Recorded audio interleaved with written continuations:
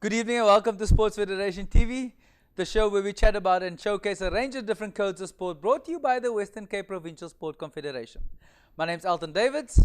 Tonight's show we showcase a young man called Matthew Samuels who will represent South Africa at an international figure skating competition in Spain in next week. And as part of the other component of our show, we will showcase the Western Cape Provincial Sport Confederation's annual appreciation dinner, where we showcase and appreciate some of the administrators who have contributed to growing sport in the Western Cape. But let's start off with Matthew. Good evening, Matthew. Are you well? How are you doing? Good. Figure skating, give us a helicopter view of what figure skating is about so people understand the sport. Figure skating is not very popular in a lot of summer countries. It's very, very popular in winter countries such as Europe and America and Asia. It's basically it's an extreme sport where we do our routines on an ice surface with really thin blades at the bottom of our boots, and we mix in a lot of dangerous elements as well as choreography. So it's a dance as well as an extreme sport such as gymnastics or dance. So you call it extreme sport, Matthew? Yeah, I call it extreme sport. If you've seen the bruises all the figure skaters have and all the injuries we have to go through day to day, and even in competitions it's not perfect. It really takes a toll on our body. So basically, you go onto the ice, you skate on these little thin blades. First question is, how often are these blades sharpened? It depends on the skater. For me, I'm okay skating on blunt blades for a little while, so it's not always a good thing. But like I would say once every 2 months, okay. And my coach would say every 6 weeks. Yeah. Okay, so you get on the ice and you kind of proficient to be able to move into. So explain the different levels. So my understanding is, at the ice rink here at Grand West, you start off in a club, which is when on a weekend, I think. It's a weekend, Saturday and Sundays. Junior Blades or Black Panthers. Yeah. And then from there you progress into individual competition. Yeah, there's a lot of coaches there, and there's a lot of different categories. There's synchronized skating with a group of people of like 16. There's dance with a couple, so it's a boy and a girl normally, and then solo, which is male separated by male and female. So now that I'm a solo figure skater, what do I need to do? Explain what's your how do you participate in competition as a single skater? So well, it starts off in the club, and once you've gotten scouted by one of the coaches from the club, they kind of bring you in to get private lessons, and then from there they kind of guide you into where you need to be. So they take you into a domestic competition such as club competitions, and then if you do well in those competitions, they send you to provincials, and from provincials you go to nationals. And if you do really well at nationals, then you go to international competitions where you compete against the best in the world. So how long have you been playing in this dangerous sport? I've been doing figure skating for about 15 years now. Yeah, I started at around 6 years old. My sister started at around 3, so we both started together. I was never really the more talented one. My sister was the one that was scouted like right off the bat, and I was a little bit older. Normally you start at the age 3 or 4, the younger the better. So my sister took it quite well, and she was going through the levels quite easily, and I was always behind. But I think there's just a bug that got me, and I just got very competitive, and I really wanted to be a figure skater. So I put all my power and energy into it, even at a young age, and I climbed the rankings, and I'm still doing really well. So define give me your definition of doing well. What's your definition? You're wearing the SA tracksuit, so is that one of the benchmarks for you? What else signifies that you've climbed through the ranks? Well, SA colors is just one part of it. For me, my biggest or my proudest moments is just the fact that I've taken the sport to a whole new level in SA.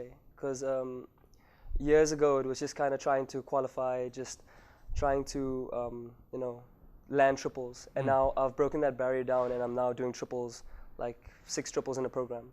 So whereas back in the day it was just 1 or 2 or 3 triples. So now you're giving me two words that I want to understand.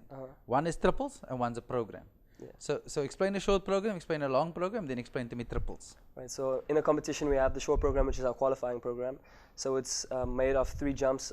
Our jumps are our triples, where we take off from the ice, we rotate 3 times in the air, and we have to land on 1 foot.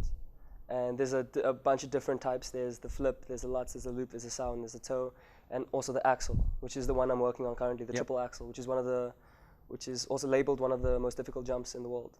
Sure. I've landed it a few times, but it's not consistent enough to put in program yet. Okay. Yeah. So you have a short program, which is, how do you define a short program? How long is a short program? It's 2 minutes 40 seconds, and a long program is 4 minutes 10 seconds, which has 7 jumps and spins and 3 spins and 2 step sequences.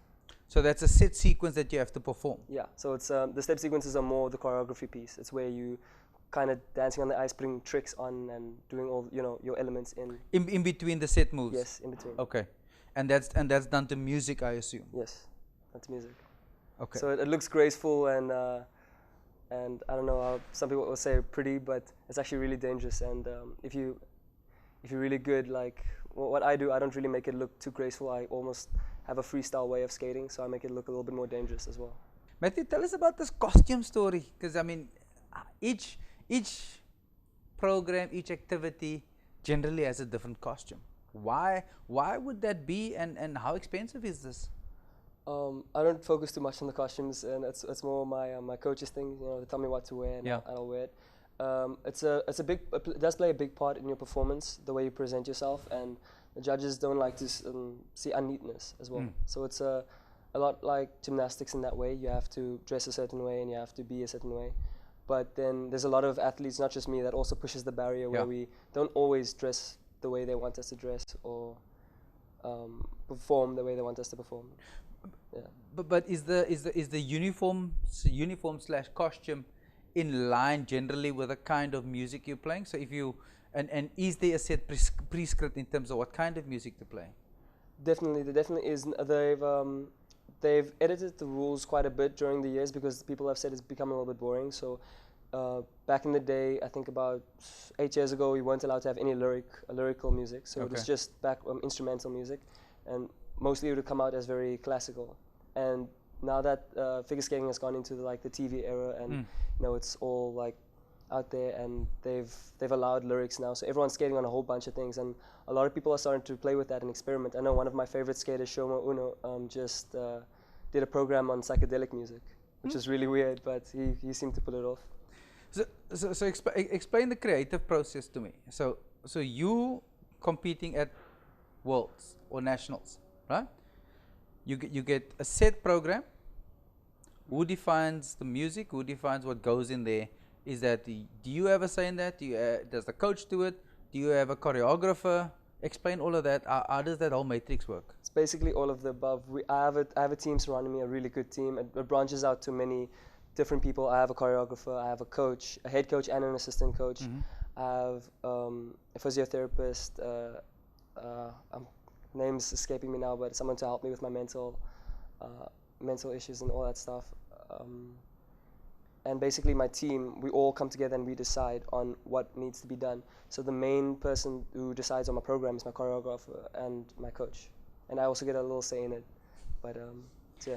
And do you think that that's been the key to your success, is that you have a good support structure around you as an athlete to take you to the next level? Because often that's a contentious issue in terms of, do I just have a coach, or do I surround myself with people who can help me to get me to the next level, as opposed from a one-dimensional aspect? Yes, I think it does help me a lot. I haven't always been with Strength to Skate. That's I'm skating under Megan now, and I haven't always skated under Megan, and it hasn't been a smooth journey. It's been very rough. But ever since, it's only been 6 months with Megan, and I've already felt like I've improved so much in the short period of time. I've already qualified one of my programs for one of the biggest competitions, which I haven't been able to do before. But before, I didn't really have a team. I just had one coach, and now I have a team of people, and it feels a lot better just to be. I feel a little bit more confident in my skating and everything. Give us one or two of the highlights of your career thus far, Matthew. Thus far, I think there's two that stand out, or three actually that stand out really above everything else. Is the first one was winning a gold medal in Manila. It was a developing trophy, which means it was all the countries other than Europe and Asia. So there was Asia, but not the bigger Asia countries such as Japan and China. It was like Malaysia and Philippines, and there was New Zealand and Australia and Mexico. So all those countries came together to compete instead of So it was almost like the developing countries. Not the mainstream guys. Yeah, not the mainstreams. Yes. So Yeah. I came first in that competition, which Oh, wow. which took me as a you know, surprised me even because I didn't go expecting a Yeah. medal. So I did well in that competition. And Junior Worlds, being the first male to qualify for Junior Worlds on the new system, that was a big part, and I really worked hard in it. And still, this far, no one has qualified. Wow. So yeah, but there's a few skaters that I think can qualify soon, but we'll see. But you're the first. Yeah, I'm the first, so that's what matters. And then the last one happened recently, where I had my best skate I've ever had in Lombardia Trophy, and yeah, that was the highlight because I've never scored that high, and it took my ranking up a whole, took a big step over. So talk about ranking. How do we rank as a country or as individual skaters in the big scheme? I mean, you just spoke about the mainstream countries, and we a notch below them. How do we compare? We don't have a lot of skaters in South Africa compared to big countries such as USA and Canada. They have about 25 in each section, whereas we only have like 2 senior men and 3 senior ladies, and the lower it gets, the more there is, because obviously they fall out during time. So the selection works a little bit different. You kind of the committee puts out a bar, so they say you need to get this score before we can send you international to any competitions overseas, and we have to reach that score. Whereas overseas, it's just the top get to go.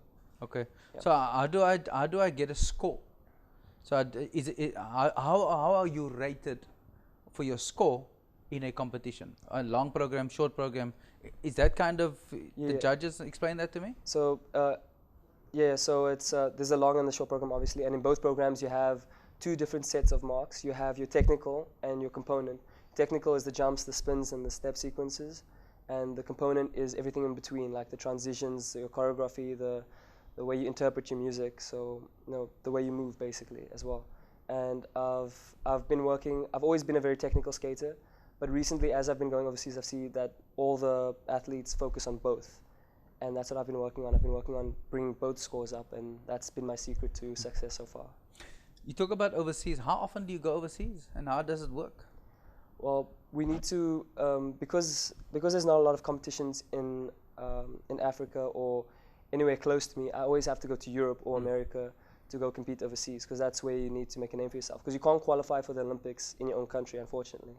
So I always have to be traveling and trying to push up my ranking, and I have to be overseas as much as I can, because the rankings work via your best competition, and the boys that I compete against have 6 or 7 competitions a year, whereas I only have 1 or 2. Luckily, this year has been a really good year, so I've been able to, I've been coaching and I've been saving up money. My mom has been saving up money, and we've all been working together to send me to 3 competitions. So now I'm going to my 3rd competition, which is still half of what the boys, of what the other boys get to do, but it's better than nothing. And I'm trying to push up my score as much as I can, and there's a lot of pressure because I only have 3 chances to do all of this, whereas everyone else says, if I fail this competition, I have like 6 more competitions I can do, because they're closer, they're in Europe, so all the competitions are so.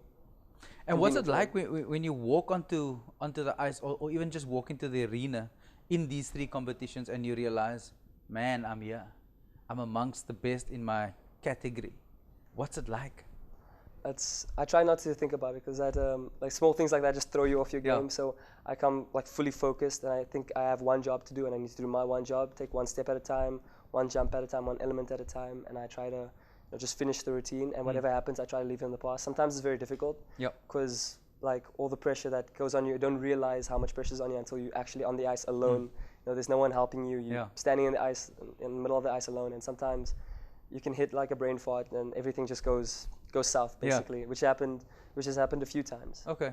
And it's difficult to move past that, but you always have to move past that. And I think I've been doing good so far, so I'm hopeful for the next competition upcoming.